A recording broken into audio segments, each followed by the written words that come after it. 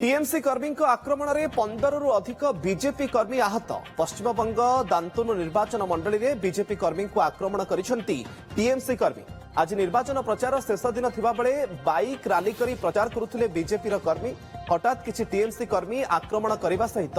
ढेला पत्थर माड़ करिथिबा नै अभियोग होइछि। आक्रमण में 15 रु अधिक बीजेपी कर्मी आहत हेबा सहित 3 जण गुरुतर भावे बालेश्वर मुख्य चिकित्सालय एवं अन्य माने जलेश्वर मेडिकल रे भर्ती होइछन्ति। प्रचार आज हूँ शेष दिन शेष दिन में बीजेपी कर्मी मान माड़ मारी टीएमसी कर्मी मैंने जो प्रचार चलता दांतुन निर्वाचन मंडली पातला ग्राम जो बीजेपी कर्मी मैंने प्रचार करुले टीएमसी कर्मी मैंने हठात आक्रमण करते प्रकृत में कौन घटना घटी केते आपंकर कर्मी आहत होती देखु बालेश्वर मुख्य चिकित्सालय भी बर्तमान किसी कर्मी आहत भर्ती आम 25-30 जन कर्मी आहत होती जो प्रार्थी जो मेम्बर जो स्थानार्थी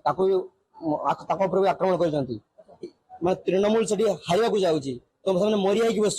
केमी आम बीजेपी को क्षमताच्युत करवा सेमती आक्रमण कर बैक रैली थी आज आम सिद्धांत महापात्र जो आम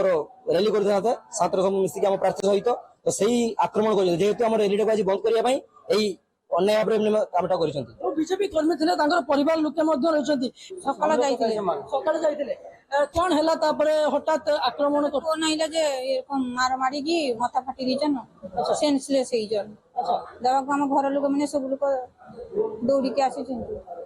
घटना घटी से कौटना कौटी टीएमसी जो कर्मी मैंने अच्छा बीजेपी कर्मी मान आक्रमण कर दृश्य देखुं बालेश्वर मुख्य चिकित्सालय जो टीएमसी कर्मी मैंने आहत अवस्था अच्छा देखो जहाँ जी खबर अच्छी आमर बीजेपी रैली चलता तो रैली मध्य किसी टीएमसी गुंडा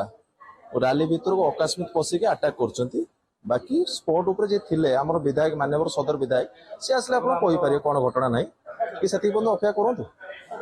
ये जिते घटना घटी टीएमसी जो कर्मी मैंने अच्छा बर्तमान आहत हो बालेश्वर मुख्य चिकित्सालय मुख्य भाव चिकित्सा होती कौट भाई कौन केमती आक्रमण कौ मैंने कले जापारे हठात टीएमसी लोग आक्रमण कर पिछला इटा लेकिन मार बीजेपी लोग को बीजेपी लोग बैक कर आसवा को मारा पिटा आपण माने कोन प्रचार पई जाइथिले हमर रोड पार माने प्रचार जाइथिले मिছিলে एमती केते जण को एमती आक्रमण करा जाइछि बहुत लोग कम बेसी होइछि एवं ये निर्वाचन विशृंखला देखा जाउछि पूरा विशृंखला जस्ट आमे एग्रारु फेरुथुला बेले आम गाड़ीटा बंद होइक रहला आमे सेटु उले के देखिलु जे हमर बीजेपी रो बहुत बड़ गुटे रैली चलथिला सेही समय कि टीएमसी वाला जानी कि रैली उपरे गंडोल कले गंडोल करिया भितर प्राय आमे सेठी जा सुनिलु 12 रु 20 जन पाखापुकी इंजर्ड होइचंती